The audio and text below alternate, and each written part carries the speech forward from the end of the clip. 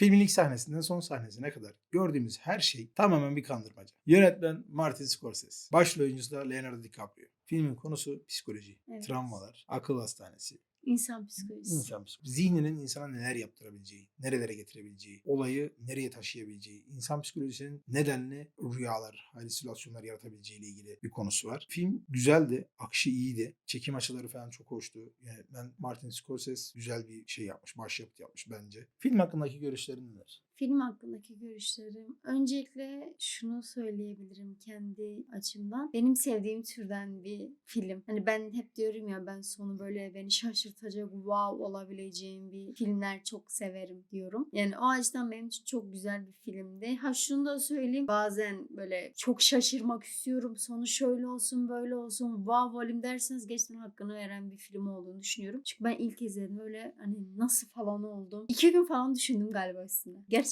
2 gün, belki 3 gün falan düşündüm üstüne. Nasıl falan, nasıl böyle oldu? Başı böyleydi, sonu nasıl böyle oldu falan diye bir şok etkisi yarattı benim için. Filmin benim bu muhtemelen 4. 5. izleyişim. Hmm. Yani çok izledim ben filmi tekrar tekrar. Filmden etkilendim de. İlk izlediğimde çok etkilenmiştim. Ya hani acaba gerçekten böyle bir şey mi? Yani acaba adam doğru mu söylüyor? İşte adadakiler yalan mı söylüyor? Başka bir şey mi var? İşin altında başka bir perde mi var? Gibi çok sorular sordurttu bana film. Ya filmi ilk izlediğimde etkilendiğim şeyler vay dedim. Vay demedim aslında. Wow dedim. Wow dedim yani bu ne kadar güzel bir şey yani. Böyle akışı var ve durdurmuyor. Bir de çalan müzikler sürekli bir heyecana, sürekli bir aksiyona. 5 dakika sonra bir şey olacak. İşte 5 saniye sonra bir şey olacak. Gerilime güzel sokuyor. Şu çok garipti. Mesela seni gerilime hazırlıyor sonra pat diye bırakıyor böyle. Normal sanki gerçek hayattaymışsın gibi devam ettiriyor. Burası güzeldi. Filmin konusu itibariyle insanı acabaya çok itiyor. Acaba doğrusu bu mu? Acaba hani yanlış mı düşünüyorum? Acaba sürekli soru işareti bırakıyor kafasında insanın. Benim ikinci izleyişim. Sen kaç kere 4 izlemiştin? defa 4 falan kere izledim. izledim. İlk izlediğimdeki detaylarla ikinci izlediğimde detaylar çok farklı. Belki de 3 ya da 4 kere izlersem daha farklı detaylar fark edeceğim. Kafamda bazı şeyler mesela hala oturmadı film hakkında. Hala bir acabadayım. Acaba öyle değildi, şöyle miydi falanlardayım. Filmin en vurucu noktası. O kadar çok vurucu nokta var ki. Yani şöyle düşün. Yani filmin en kırılma anı hani. Burada evet ya ben hani şok oldum O dediğin. Fener'e çıktı ya. Çıktıktan sonraki olan olay örgüsü. Buradan sonrası bu Nasıl arada falan spoiler. Onu da oldu. söyleyelim de Evet. yani. Buradan sonra spoiler Ya var. aslında filmin neresini anlatsak, neresini değil de böyle sonlarını anlatmak çok spoiler. Çünkü yani tamamen o gizemi bertaraf ediyor. Yani sonuna doğru anlatsak. O yüzden bazı şeylerini anlatmak da istiyorum, anlatmamak da istiyorum. Çok spoiler vermek istemiyorum. Zaten şöyle bir şey var. Spoiler vermemiz gerekiyor. Eğer filmi hiç izlemeyenler varsa buradan sonrasını bence izlemesinler. Ya sadece şunu söyleyebilirim. Gerçekten bayağı güzel bir film. Hiçbir şey kaybetmezsiniz. Bir şey kaybetmezsiniz. Gerçekten bayağı hani anlatamıyorum. O kadar beğendim ki filmi. İlk izlediğimde böyle wow oldum. Şu anda wow oldum. Başka detaylar fark ettiğim için wow oldum. Detaylar mesela neydi? Mesela o silah sahnesi sona doğru. Silah sıkıyor, patlıyor ama adam ölmüyor. Çünkü elindeki neydi acaba? O kısımda adam halüsinasyon görüyor. Hı hı. Aslında adam vuruyor. Vurduğunda şok oluyor. Çünkü adam ölmemiş oluyor. Yani gerçekle zihninde oluşturduğu halüsinasyon arasındaki ince çizgi arasında böyle kalmış oluyor böyle. Tam orada bir kırılma anı yaşıyor. Zaten oradan sonra filmin aslında bütün kısmı anlaşılmış oluyor. Evet. Ya filmde olay şu. Film sizi en sona kadar böyle acabalarla sürüklüyor. Ve şöyle bir şey var. Bu arada bu benim biraz sevmediğim bir nokta. Ya film sona kadar gidince açılıyor ya. Evet. O sona kadar gelen kısmı biraz sıkıyor insan. Yok, ben sıkılmadım Ben ya. ilk izlediğimde sıkılmamıştım ama ikinci, üçüncüde gerçekten sıkıldım hani. Ama sen sonunun ne olduğunu biliyorsun. O da var. O yüzden sen wow Mesela- olmuyorsun. Mesela şu en son seninle izlediğimizde yani az önce izledik Hı hı. ya izleyip direkt videoyu açtık. O izlediğimizde ben böyle ortalarında falan artık böyle sıkıldım. Bilmiyorum hani defalarca izlediğim için mi başka bir şey için mi bilmiyorum ama biraz böyle bana şey geldi. Çok aslında çok yavaş biraz daha hızlı ilerleyebilirdi işte gün gün gün deyip ilerleyebilirdi gibi bir algı oluştu bende. O da dediğim gibi hani bence birden fazla izlediğim için olabilir. Olabilir. Ya ben dediğim gibi ikinci izleyişimde olduğu için ilk izlediğime nazaran daha farklı detaylar gördüğüm için benim hoşuma gitti. Ama belki üçüncü kez izlerken ben de böyle bir sıkılırım. Çünkü biliyorum bu olaydan sonra ne gelecek. Şundan sonra ne gelecek bilirim. Ama şeyi çok isterdim. Bu filmin ikisini çekmelerini o kadar isterdim ki. O Bence- adama acaba ne oldu? Bence çekilmez. O adama ne oldu sorusunun cevabı verilir bitilir. Bu arada direkt şöyle bir üstünkörü anlatmayalım da hani bir Hı hı. detaylı bir şekilde anlatayım ben. Sen anlat. Ben anlatayım yani. Film iki dedektifin hikayesiyle başlıyor. Perde açılıyor ve iki dedektif bir problemi çözmeye bir adaya gidiyorlar. Adada akıl hastanesi var. Bu akıl hastanesinde bir tane hasta kayboluyor. Hasta kaybolduğu için de dedektif tutuyorlar. Dedektifi çağırıyorlar. Ya da görevlendirme gibi bir şey. Bu iki dedektifimiz de hastaya ne oldu, nasıl çıktı, nasıl kayboldu gibi soruşturmaya başlıyorlar. Soruşturma derinleştikçe işin rengi değişmeye başlıyor. Filmde en baştan en sona kadar gördüğümüz her şey bizi tamamen ters köşeye yaptı. Hiç beklediğimiz gibi bir sonla karşılaşmıyoruz. Asıl adamımızın ekstradan aradığı kişi daha var. Bu kişi geçmişiyle ilgili. Bu geçmişindeki bulunan kişiyi arıyor. Maceramız başlamış. Film, gerilim, psikolojik baskı, halüsinasyon, rüyalar gibi şeyler üzerine kurulu olduğu için insanı içine çekiyor. Bu acaba bununla bağlantılı mı? Bu adam niye bu anda bunu gördü? Ne alakası vardı? Gibi sorular oluşuyor izlerken. Ve soruların, bütün sorduğumuz soruların tamamının cevabını filmin sonuna kadar alamıyoruz. Yönetmen öyle bir çekim yapmış ki ya acaba hani böyle mi deyip soru işareti bırakıyoruz. Biz sürekli filmin sonuna kadar soru işaretleriyle ilerliyoruz. Soru işaretlerini sadece filmin sonunda alabiliyoruz. O yüzden filmin sonu çok güzel. Film neden bu kadar iyi? Benim sevdiğim türden bir film olduğu için öncelikle benim çok hoşuma gitti ve bu yüzden bayağı iyiydi benim için. Adam güzel oynuyor, öncelikle onu söyleyeyim. Yani hiçbir filminde hiç beğenmediğim şöyle bir film oldu diyemem. Güzel, oyunculuğu falan da güzel. Leonardo DiCaprio'nun oyunculuğunu çok beğeniyorum bu arada. Ya özellikle sonu beni şaşırtıcı şeyler beni çok mutlu. Beni düşündürecek şeyler beni mutlu ediyor. O yüzden benim için bayağı iyi bir filmdi. Ya bir de şunu da söyleyebilirim. Müzik anlamında güzeldi. Beni heyecanlandır, gerdi. Bu güzeldi. Bir sahne vardı mesela. Orası benim çok hoşuma gitti. Adam zamanında eskiden askerlik yapmış, ölmüş insanların olduğu bir sahne vardı. O çocuk oradan kalktı. Orası da mesela çok etkiledi. Orası da çok güzeldi. Bunu beni şaşırttığı için, ben bu tür filmleri sevdiğim için bana göre bayağı iyi bir filmdi. Sen sonunu şaşırtan şeyleri sevdiğin için Beni iyiydi. evet, sonu şaşırtan şeyleri, beni düşündüren, şaşırtandan daha çok beni düşündüren şeyleri çok seviyorum. Abi film bir kere olabilecek bir şey anlatıyor. Psikolojinin, insanın zihninin insana neler yaptırabileceğini gerçekçi bir şekilde anlatıyor bence. Çünkü insan zihni çok güçlü. Güçlü olduğu için de halüsinasyon yaratma, olmayan şeyler görme veya rüyaları böyle rüya ve sanrı arasında, işte rüya ve gerçek arasında kalıp durma, bunları gerçekten yaşayabilir insan. Veya şöyle düşünün mesela, hiç rüyalarınızda yüksekten düştüğünüz anı olmuştur ya, an olmuştur. Benim o yüksek bir rüyadan düşüyormuş gibi pat diye uyandım. Dedim ki gerçek, bu gerçekten olduğu gibi hissettim. Bunun gibi durumları çok güzel anlattığı için ve çok güzel gösterdiği için, bir de çok güzel çekim açıları vardı. Çok güzel renk paletleri vardı. Ben bu tarz şeyleri ben çok seviyorum. Böyle kırılmadan, bozulmadan filmin renklerinin birbiriyle uyumlu olması, işte filmin kostümlerinin çok güzel olması. Örnek veriyorum, SS subayları var. Almanların SS subaylarının kostümleri. Çok hoştu yani. Dönem kısmına geçtiğinde bile sakarlık, bir saçmalık yoktu. Tekrardan filmin gününe geçtiğinde yine aynı şekilde kompozisyon bozukluğu yok. Bunlar benim hoşuma giden şeyler. Ben bunları takip ediyorum, izliyorum. Hoşuma gittiği için de tutarlı olan şeyler beni çekiyor. Bencesi bu yüzden iyiydi. Ben kendi açımdan baktığımda evet bu filmi izleyeyim, izlerim, hoşuma gider tarzına bakarsam cümle biraz tuhaf oldu ama genel olarak filmin kalitesi yüksek olduğu için hoşuma gitti. Anlattığı konu gerçek bir konu, olabilitesi yüksek bir konu ve düzgün bir şekilde aktarılmış. Çünkü gerilimi başta tutuyor, yükselte yavaş yavaş kademe en sonunda vurucu bir sahneyle patlatıyor. Bu yüzden de benim çok hoşuma gitti. Çünkü sonunda wow, acaba adamın başına en son ne geldi? Adam gerçekten iyileşti mi, iyileşmedi mi? Hani bunu bile açık bırakması bence güzel bir şeydi. Peki sen filmdeki hangi karakter olmak isterdin? Filmdeki hangi karakter olmak isterdim? Bence ben zaten o karakterlerden birisi olsaydım adamın yanındaki doktor olurdum. Ya onu ben söyleyecektim. Git başka bir şey bul. Sen kadınsın. Hemşire bul kendini.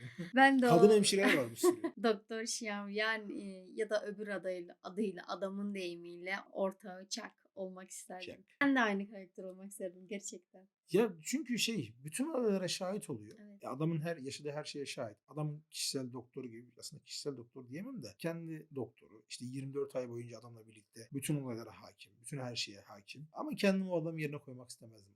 Ana karakteri yerine hiçbir şekilde istemezdim. Yani çünkü insan zihninin bence kaldırabileceği belirli bir sınır var. Yani insan zihni bence her şeyi kaldıramaz. Bütün acıların hepsini içinde barındırıp da sağ salim bir şekilde zihninde taşıyamaz. Onun da bir sınırı vardır yani. O yüzden adam delirdi ya zaten. Aslında delirme diyemem ben buna. Çünkü benim nazarımda delirmek değil de insanın zihnini koruması. Zihin bir kalkan oluşturuyor, bir hikayenin içerisine sokuyor. Onları farklı bir şekilde çevirmeye başlıyor ve kendisini korumaya alıyor. Hani şey gibi, bilinçaltın seni korumaya alıyor. Bunun içinde saçma bir hikaye oluşturabilir veya işte tutarsız bir hikaye oluşturabilir. Fakat seni yaşatıyor. Zihin yaşamak istediği için bedene farklı şeyler ya da bilinç üstüne farklı şeyler yaptırabilir. Ki bence böyle yani. Asıl olay bu. Geçmişte korktuğun bir travmayı hatırla. Korktuğun bir şeyi hatırla. Zihnin onu yumuşatır. Zamanla onu böyle kabul edilebilir bir hale getirir. İlk halinde, ilk korktuğun şekilde değil. Artık böyle zamanla o daha yumuşak bir hale gelir. Bu yüzden de cümlenin başını unuttum. Hangi karakter olmak O adam olmak istemezdim ama doktor olmak isterdim. Peki filmdeki hangi karakter olmak istemezdin? O biraz önce söylediğim başrol hariç diyelim. Leonardo DiCaprio'nun karakteri hariç. Tamam zaten adam akıllı 2 tane, 3 tane karakter, 3-4 tane karakter var yani. Hangi karakter Olmak istemediğim istemezdin? kişi direkt Leonardo DiCaprio'nun oynadığı ana karakter. Neydi herifin adı? Unuttum bak. Filmdeki adını unuttum. 2 tane ismi vardı o yüzden. Aynı Bir değiştirmiş. şöyle oluyordu, bir Salvador mu? Yok, Salomon. Salvador kimdi lan? Salvador Dali Salvador aşkım. Yüzüklerin Efendisi'nde. Yok vardı. aşkım. Salvador Dali ressam. Salvador. Salvador diye Yüzüklerin bir Efendisi'nde nefesinde vardı. kimse yok öyle birisi ya. La bir tane karakter karanlık var. Saruman ya, lan o. Saruman'mış pardon canım. Neyse buraya geçelim. Sarı Saruman. Ben hangi karakter olmak istemem? Sen cevap vermedin bu soruma. Dedim Hangisi ya olmak? Leonardo DiCaprio. Evet. Onun yerinde olmak istemezdim yani. Kim olmak ister lan öyle bir insan? O karakterin eşi, kendini Oo. öldürdüğü eşi var ya olmak istemezdim. Hiç düşünmemiştim abi. Kesinlikle istemezdim. Ya çocuklarını Yani falan hem öldürüyor. çocuklarını öldürdü sonrasında beni özgür bırak diyor. Filmdeki yağmur, işte fırtına, çakmak detayları, kibrit detayları bunlar hep böyle filmle ilgili ipuçları veriyor. Evet. Aslında neyin ne olduğunu, aslında hani metaforu gibi. O güzeldi, o hoşuma gitti. Bunu da söylemiş olayım da biz bu arada filmin tamamını size hani anlatmayalım. Siz filmi izleyin çünkü gerçekten izlenmeye değecek bir film. Evet. Sadece filmden bahsetmiş olalım. Biz bir de çok fazla filmle ilgili detay vermeye başladık diye düşünüyorum. Onların hepsini ben kırpıyorum ama yine de Peki sence karakter iyileşti mi iyileşmedi mi? bence karakter iyileşti ve sonunu kendi belirledi. Çünkü en son muhtemelen adamı öldürmeye götürdüler. Bence muhtemelen yani öldürmeye götürdüler. Bu da karakterin seçtiği bir şeydi. Karakter çünkü ölmek istiyordu bence. Artık bu acıya katlanmak istemiyordu. Sonuçta çocuklarını kaybetti, eşini kaybetti. Hayata bağlayacak bir şeyi kalmadı. Bana şu soruyu da sordurtmadı değil yani. İlk eşini çocuklarının ölüsünü gördükten sonra, eşini öldürdükten sonra neden kendisini öldürmedi? Mesela bu soru benim kafamda kaldı. Ya bu olayı ben yaşamış olsaydım çocuklarımın öldüğünü göreceğim. İşte eşimi ben öldüreceğim. Bu arada bunların hepsi spoiler. Göreceğim. Buradan sonra yapabileceğim çok da bir şey kalmaz ya. Beni bağlayan bir şey kalmaz. Ama bu da zaten delirdikten sonrası olduğu için hani deliren bir insanın ne yapacağını bilemezsin. İyileştiği için de deliliği geçtiği için artık adamın yapması gereken tek bir şey kalıyor. Kendisinin öldürülmesi. Ya kendisi öldürecekti ya da onların öldürülmesine izin verecekti. Bence en sonunda uyutmaya götürüyorlardı. Benim fikrim bu. Bana göre de iyileşmedi. O anlık bir rol yaptı. Sonrasında yine eski şeyine devam etti. Ve adamlar da artık ellerine ne gelir? Yapacak bir şey olmadığı için onun oyununu ona göre oynamaya çalıştılar belki de. Olabilir. Mesela o doktor Şiam'ın ortağı Şiam gibi davranması gibi. Bence böyle devam edebilir. Ama mesela sahnesi beni bir düşündürdü. Hasta bakıcının elinde bez vardı. Sarı bez, içine metal sesleri geldi. Acaba ne vardı onların içinde ve onu nereye götürdüler? Neresi? En sonunda. Hasta bakıcının elinde bir şey vardı böyle. Ha işte onu metal dedim. sesi vardı. Onu dedim Metal işte. sesi geldi. Ve onu O- nereye götürür onu çok merak ediyorum. Ben dediğim gibi ben onların onu uyutmaya götürdüğünü düşünüyorum. Yani işte Nazi gibi. Olabilir. Filmin sorusu bence şu. Mesele katilin kim olduğu değil veya işte hastanın kim olduğu değil. İnsanın kendi gerçekliğinden ne kadar kaçabileceği. Kendi zihninden ne kadar kaçabilirsin. Şundan dolayı söylüyorum bunu. Filmde birçok metafor var. Adamın bir binaya girip o binada böyle tek başına kalması, sonra başkalarının dahil olması, sonra oradaki hastalarla konuşması aslında kendi zihninde gerçekleşiyor bunların birçoğu. Birçok şeyi zaten kendi zihninde yapıyor. Biz sadece dışarıdan bir gözle bakıyoruz veya içerideki oyuncular da aynı şekilde ona dışarıdan bir gözle bakıyorlar. Bu yüzden filmin sorusu bence hani katil kimdi veya katil uşak mıydı veya hasta nerede, hasta kimdi gibi sorular değil. İnsanın kendi gerçekliğinden ne kadar kaçabileceği, yani ne kadar uzaklaşabileceği. İnsan bilinç altındaki düşündüklerinin yalan veya gerçek olmayışını bu kadar ayırt edemez mi? Bunu aynen koyacağım. Hiç kimse bir şey anlayamayacak yani. Bilinçaltının üstünde bilmem ne dedin sen ya? Bilinçaltımızın gerçek ve yalanı. Düt. Ya ben bu soruya bir cevap veremeyeceğim. Üzgünüm. Bana göre bilmiyorum. Bir şey diyemeyeceğim. Okey. Film yani nutkum tutuldu film için. O yüzden bir şey diyemeyeceğim. Filme puanın kaç? Filme puanım kaç? 10. 10. 10. 10. 10. Lan Odysseus'a 10 vermedin. Odysseus The Fall'a 10 vermedin. vermedim. Benim tarzım değil. Birçok yani. filme de 10 vermedin. Tuttun Evet. Zindan Adası'na 10 mu verdin? 10. Vallahi bilmiyorum. Helal olsun ne diyeyim. Yıldızlı 10. Yıldızlı 10. O kadar beğendim. Çiçek, kalp hepsi. Bence 9.1 alır ya bence. 9.1 iyi ya. O da şundan dolayı yani. Bir yanlış görmedim, bir eksik görmedim. Sadece dediğim gibi son izleyişimde biraz benim için tempo düşmüş oldu. Ya benim için yani. Siz izlerseniz temponuz düşmeyecek muhtemelen. Bende tempo düşük oldu. 4. defa İlk izleyince izleyişte öyle bir şey olmuyor. Wow oluyorsun. İkinci izleyişte her şey artık aklına oturuyor. Belki ben de üçüncü kez izlersem şey olabilirim. Sıkıldım. ya sıkıldın değil de yani. Diyebilirim. Ara ara yani uzun mesafelerle izlediğim için Uzun filmi vadede izlersen Aynen. uzun bir süre o zaman böyle şey olması sıkılmazsın. o tempo sana düşük geliyor artık. Bana yani düşük geliyor. Hı hı. Onun dışında puanımızı verdik. Hem filmlere çok fazla puan veriyorum. Vallahi bak. Ben Yani böyle hani gönlüm bol. şey gibi ya. Adamlar iyi yapmış verelim. İyi ya tamam. Ya günah ya. Gariban adam o kadar emek vermiş. Adam o Emek kadar ya. emek vermiş. Ya emek de hani kıyaslama Ama hayır bazında ben bir şey var. sevdiğim bir tür olduğu için yani benim çok bayıldığım bir tür. Yani beni son dediğim gibi ben böyle hala aklım hala filmde biliyor musun? Hmm. Hala filmde. Hala ben o filmin içinden çıkamadım. Bir türlü hala çıkamadım. Neyse bitirelim bence videomuzu. Evet. Güzeldi. Sohbetin de sarıyor kardeşim. Kesinlikle zamanınızı ayırıp izlemeniz gereken bir film. 2 saat 8 dakikaydı galiba. Onu da ezberlemiş ya. Bu arada ben şeyi söyleyecektim. Filmi aileyle izlemeyin bence. Neden? Hayır, ölümler var, çocuklar öldürülüyor, kanlar manlar var. Çocuk Yani aile var, filmi küçük- değil onu söyleyeyim yani. Çıplaklık da var bu arada. olması.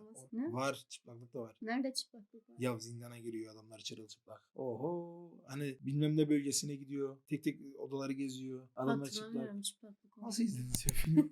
Aklım yine başka yerdeydi kesin. Bence genel izleyici filmi değil. Eşinizle izleyebilirsiniz. Ama çocuk olmasın. Anlaşabiliriz. 16 yaş besli için uygundur. Söyleyeceğim bir şey var mı? Yok. Oğlum benim de söyleyeceğim bir şey yok. Bizi izlediğiniz için teşekkür ederiz. Bir sonraki videoda görüşmek üzere. Bir sonraki videoda hangi filmi izlememizi isterseniz, hangi film üzerinde tartışmamızı isterseniz yorumlar kısmına filmi yazarsanız sevinirim. Bizimle yorumlarınızı da paylaşırsanız daha iyi olur. İşte, tamam hadi kapatalım. El sallayalım. Goodbye.